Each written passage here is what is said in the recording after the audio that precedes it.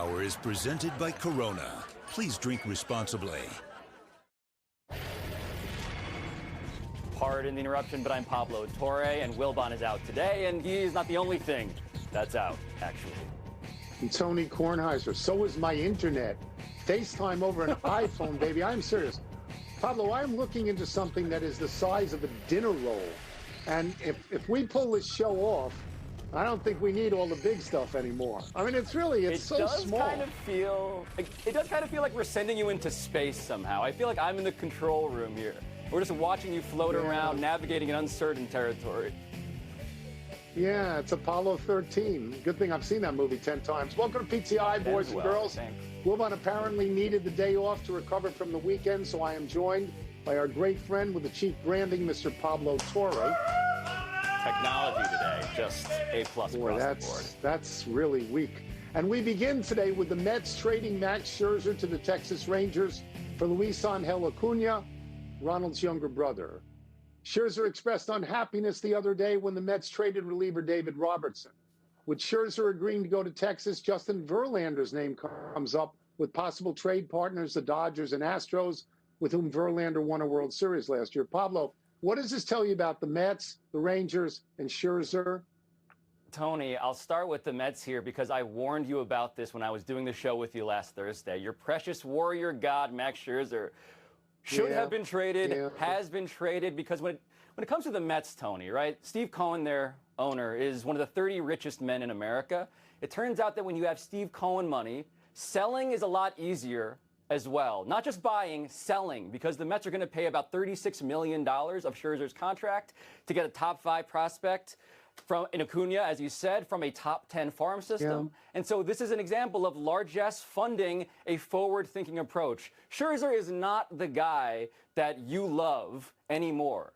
His slider gets hit, his velocity's down, all of that is so. And for the Mets, what do they have left for this season except to play for the next? It makes total sense for them. Yeah, so anyone who's ever seen me on this show knows that Scherzer is my favorite player, the warrior god. I understand what happened here. I also understand he has 9 wins this year. He's 9-4. His ERA is up. But what this tells me about the Rangers is that they are trying to win a World Series. I mean, they're a first-place team at the moment. I believe they have scored more runs per game than any other team in baseball. And what they need is starting pitching, because Jacob deGrom is out with Tommy John and Nathan Eovaldi has just gone to the IL. Now, I understand, and you can rap Scherzer all you want. I'll concede a certain amount of this, that he has had bad postseasons the last 2 times.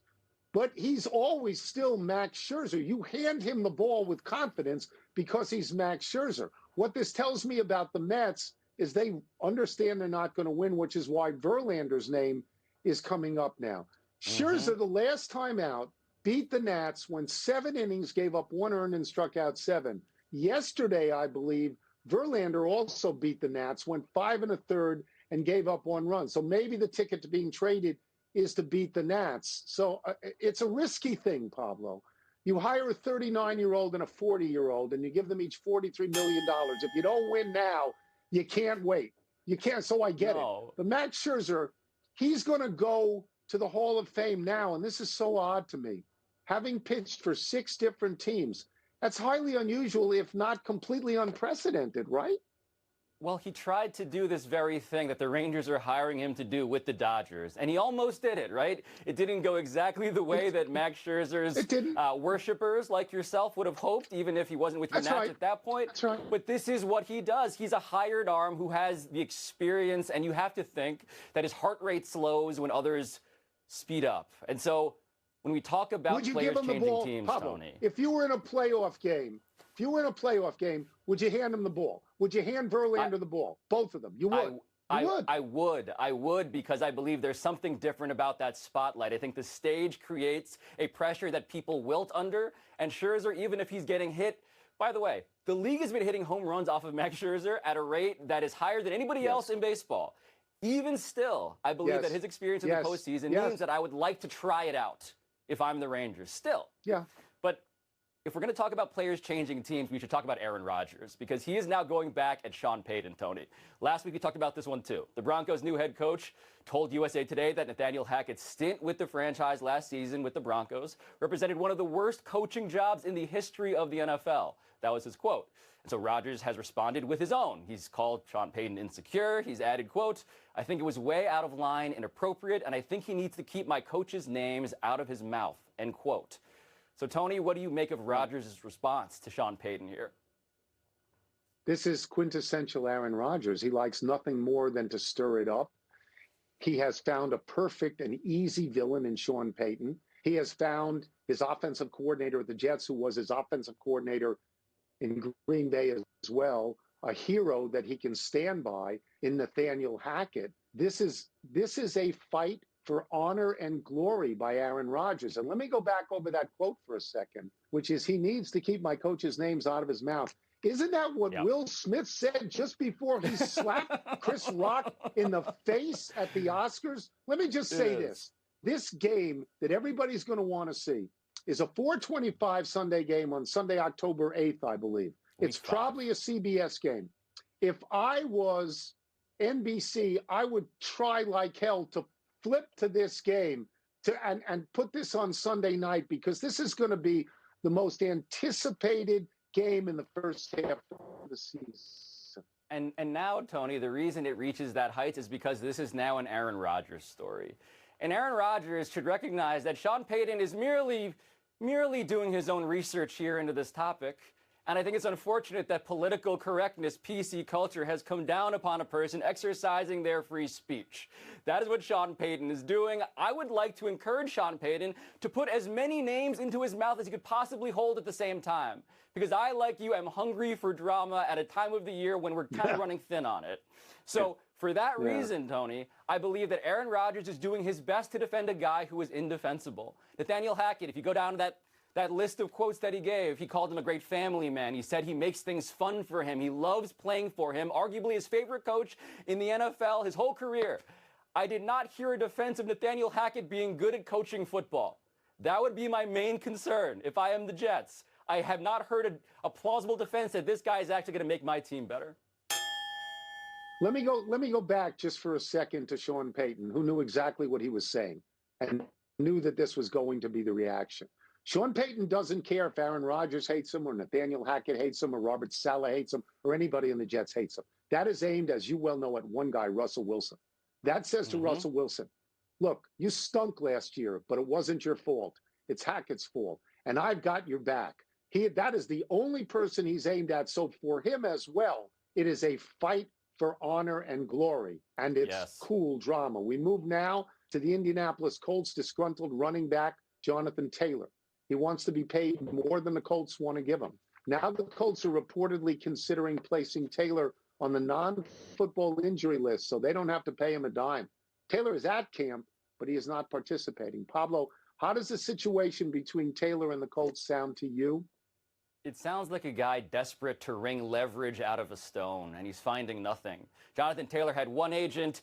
That approach didn't work. Diplomacy. He got another one recently. He tries to come out and demand a trade, make things messier, in tune with Jim Irsay, who is, yes, an occasionally unhinged billionaire who's not a lot of fun to work for. If you're Jonathan Taylor, I grant him that. But the problem with wringing leverage out of the stone, Tony, as we well know, is that there isn't any to get. He is a guy. I have Jonathan Taylor like so many Americans across this country. I have him on my fantasy team. It is a keeper league. The question I face is the question the Colts face. What do you think of a guy whose yards per carry, whose EPA per play has decreased as he faces fewer light boxes than he has in his whole career, and also got hurt last season? Jonathan Taylor is fantastic. He's also not reliable right now, so it's a bad time to demand a trade on a bunch of different levels.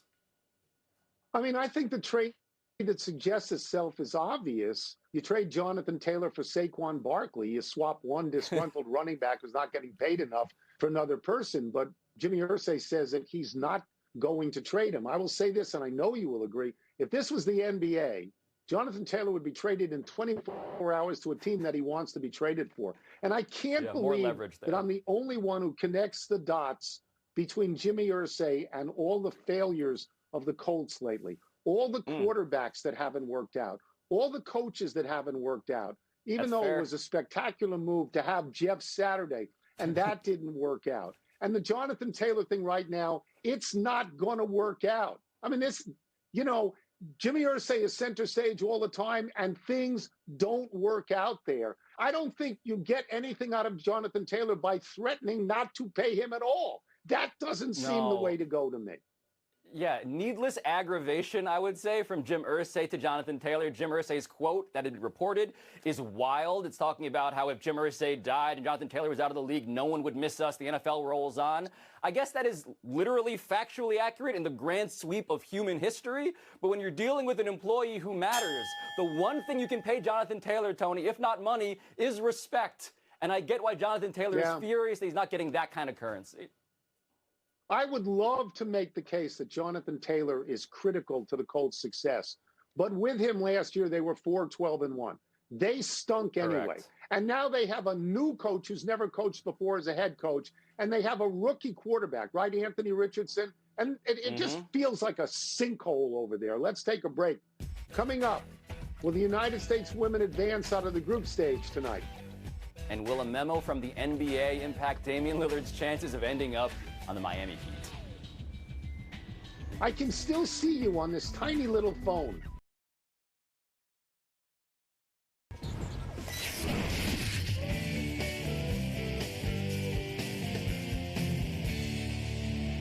If you're just joining us, I'm hosting over an iPhone. Look how big my hands are. Kenny Pickett's jealous. Let's see what's first here. I need glasses. Percentage-wise, how confident are you that the U.S. women will advance out of the group stage? Oh, Tony, I'm giving this about a 90%, a 90% flat, or as it was known in my household, a B+. I say this because I expect the United States to dominate Portugal when it comes to the historical record, right? They're 10-0 against them. They've scored a zillion goals. They're playing at 3 a.m. All of this is so. But Portugal just beat, no, it was Portugal that just lost to the Netherlands 1-0, right? So I believe that in that case, we're looking at a situation, Tony, where the food chain of this group is a little dicey. I don't know if this is the U.S. women's national team that I grew up watching anymore. Let me go back on something. Did you say that a 95 grade was a B+ in your household? A 95 is really grade was, 100. this kid's getting, is a B. Now this kid is getting a Regent scholarship. He's going to state school for free. That was in my, how I know my you're household, because I didn't get that many 95s. Yeah. Okay, this is that the only way you could tell? That's fabulous. So this is approximately 85% for me. First of all, we always get out of the group stage. We always do. And if I understand this correctly, if we either tie or beat Portugal tonight, we are going to advance. We are ranked first in the world. They are ranked 21st in the world. So unless they can somehow get Cristiano Ronaldo out there, I think we got a really good chance. You talked about historically what goes on. We have outscored them in 10 games that we won each one, 39-0. They've had no goals, none against us. So I think that my 85% is conservative, and your 95% may be conservative as well. Let me go to the next one, okay? 85 like an F in my household. Yeah. What does the NBA's memo do to Damian Lillard's chances of ending up on the Heat?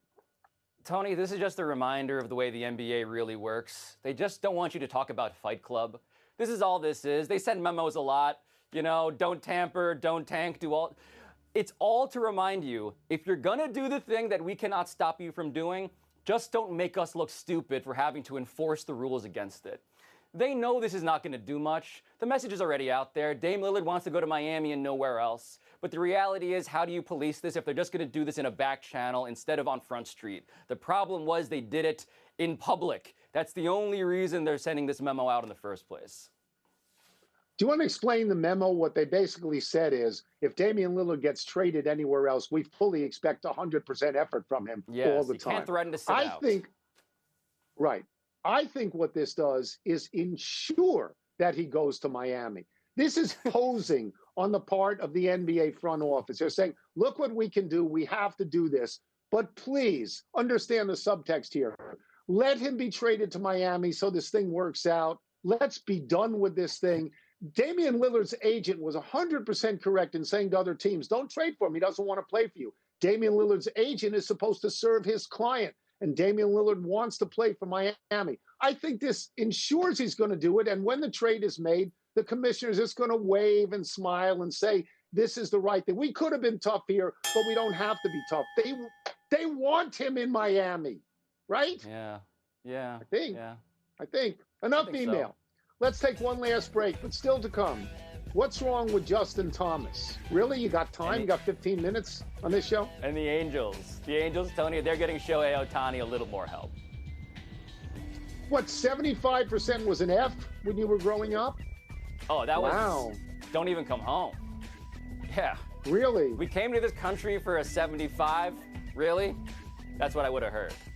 I never did, because I never got it. Pardon the Interruption is presented by Corona. Please drink responsibly. Part of Happy Hour.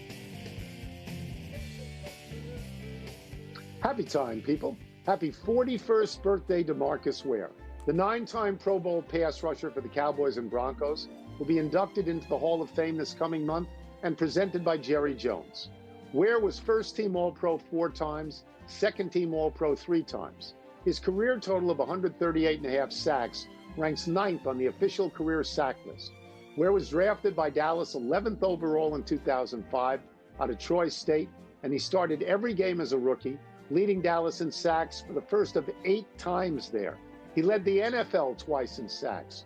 Ware went to the Broncos after the Cowboys released him in 2014, in time for their 2015 season Super Bowl win over Carolina, in which Ware had 2 sacks and 4 quarterback hits. He was a monster in that Super Bowl, Tony, and he was a monster for the 15 years before the Cowboys cut him in 2015. He was the best player in the franchise for that span. And by the way, when it happened, I was surprised because generally the Cowboys like keeping around aging stars, but Jerry Jones cut him. It was a prudent financial move, and no love was lost. As you say, Jerry Jones is the guy he credits for bringing him into the franchise. Right. He said Bill Parcells didn't want him. Jerry did. Yeah. And Jerry's going to present him at the Hall of Fame. Happy anniversary, Dick Allen. This is posthumous, but on this day 51 years ago, when Allen was with the White Sox, he hit 2 inside the park home runs against the young Bert Blyleven. This was the year Allen won the American League MVP, 8 years after being the National League Rookie of the Year in Philadelphia. Allen had a difficult ride in Philadelphia, once famously using his shoe to spell out boo in the first base dirt. Allen was a 7-time All-Star and has arguably Hall of Fame credentials. Ironically, the next and last time a player hit 2 inside the park homers in the same game was Greg Gagne of the Twins in 1986, and the pitcher benefiting was then 35-year-old Bert Blyleven. I love anybody who chooses the protest in the way that you would if you found like some drying cement. Love putting boo into the dirt like that. The second thing, though, Tony, is that I was not around, maybe shocked to hear this, from 1965 to 1974, but looking at his numbers, Dick Allen was the best slugger in baseball. Like OPS plus, the stat that you use to advanced metric your way to consensus. Dick Allen's the guy in that span, which is also incredible. Happy trails, Sony Michel, the 2-time Super Bowl champion running back, once with the Patriots, once with the Rams, is retiring from the NFL after just 5 years. Michel, 28, told Rams coach Sean McVay he was listening to his body. Michel was originally drafted by the Patriots out of Georgia. In the Super Bowl, where the Patriots beat the Rams, Michel had 94 yards rushing and the only touchdown in the game. In his season with the Rams, when they beat Cincinnati in the Super Bowl, Michel had 845 yards rushing and 4 touchdowns. Michel spent last season with the Chargers, and he had returned to the Rams. I feel like I need to apologize on behalf of the show to every running back out there. We're not just trying to rub it in here. It just is the case that Sony Michel happened to be just as good in the Super Bowl as like an actual star running back would be. I apologize for the rookie wage scale and all of the economic forces conspiring against you. I promise you that we are not one of them. Just stating the facts here. 28 years old, 5 seasons out. That you don't expect that. You don't expect that. All right, we're running out of show when we go to the big finish. The Angels traded with the Rockies for C.J. Cron and Randall Grichuk. Is that significant? It is, because they're all in on Shohei Ohtani. They're all in on giving America, the world, Shohei Ohtani in the postseason for the first time, a worthy cause. Justin Thomas has now missed the cut in 5 of his last 7 events, Tony. Is that a big deal? It's a very big deal. He's a 2-time major champ. He's won 2 different PGAs. And he may need a complete makeover. He's very popular with crowds and with other players. This is surprising. The Yankees lost again, striking out 18 times. Luis Severino says he feels like the worst pitcher in the league. How are you feeling? I'm feeling like a guy who roots for the worst pitcher in the league. The guy used to be an all-star, and now he's either hurt or tipping pitches or both. It's terrible. Katie Ledecky, meanwhile, won the 800 free at the Worlds. Are you impressed? She now has more gold medals, individual gold medals at the World Championships than even Michael Phelps. She's the greatest female swimmer of all time, and she grew up 2 miles from where I'm sitting. Last one, Terrence Crawford dominated Errol Spence Jr. in a battle of welterweights. Your thoughts? Crawford is the best fighter in the world. Would love to put him in a time machine and have him fight Manny Pacquiao. It would have been an all-timer. We're out of time. We will try and do better the next time, not on this iPhone. I'm Tony Kornheiser. And I'm Pablo Torre. We're going to be off tomorrow for the MLB trade deadline coverage. So you knuckleheads can get the PTI podcast on the ESPN app, Apple Podcasts. Also, www.pablo.show is a thing I made. But for now, here's Sports Center.